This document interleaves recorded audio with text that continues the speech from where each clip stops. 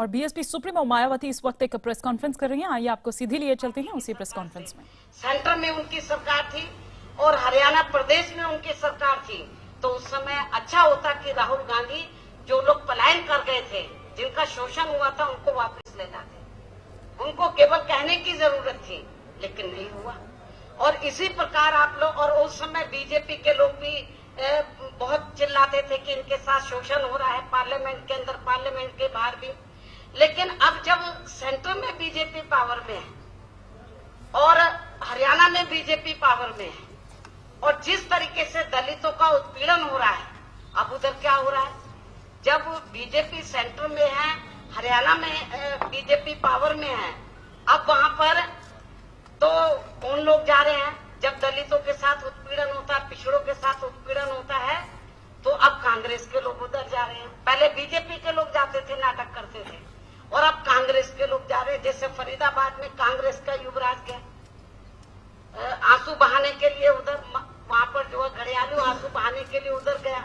लेकिन जब भी उनकी हुकूमत में, हरियाणा में और सेंट्रल में जब उनकी सरकार होती है और दलित लोग वहां पर पलायन करते हैं, तो तब कांग्रेस के इस युवराज की आंखें नहीं खुलती है, तब ये कुंभकर्ण की नींद की तरह सोया रहता है।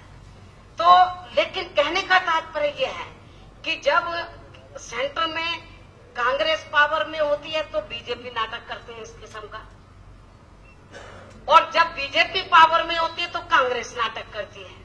यही सेंटर की स्थिति है, यही राज्यों की स्थिति है।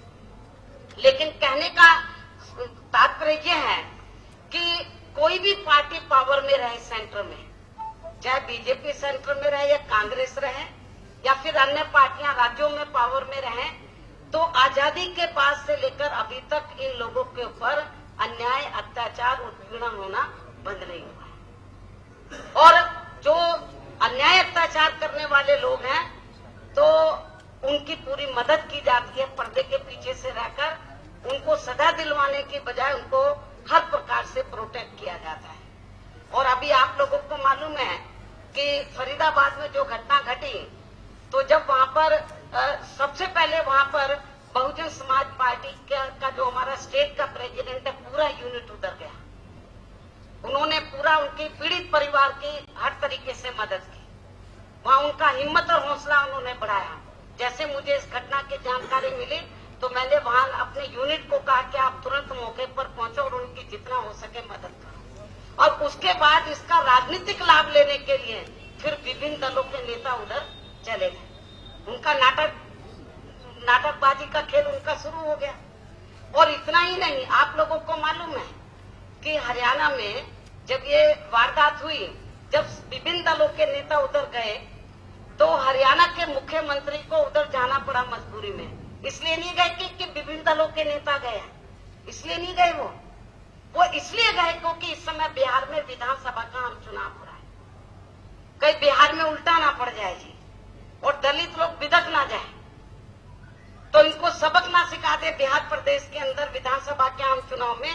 इसलिए तो बीजेपी हाईकमान ने वहां के मुख्यमंत्री को मजबूर किया कि आप जाओ और पीड़ित परिवार से मिलो, और उनको कहा कि हम जांच जूझ करा के तो जो दोषी लोग हैं उनके खिलाफ कार्रवाई करेंगे, और उनको कहा कि इनको मुआवजा भी दे दो। इस तरीके का ये सब इनका नाटक है। और चाहे कांग्रेस है, बीजेपी है, चाहे अन्य विरोधी पार्टियां हैं, सही मायने में इनकी दलितों के प्रति जो जातिवादी मानसिकता, जो जातिवादी मानसिकता वो अभी तक नहीं बदली है। हर तरीके से इनका शोषण हो रहा, उत्पीड़न हो रहा है।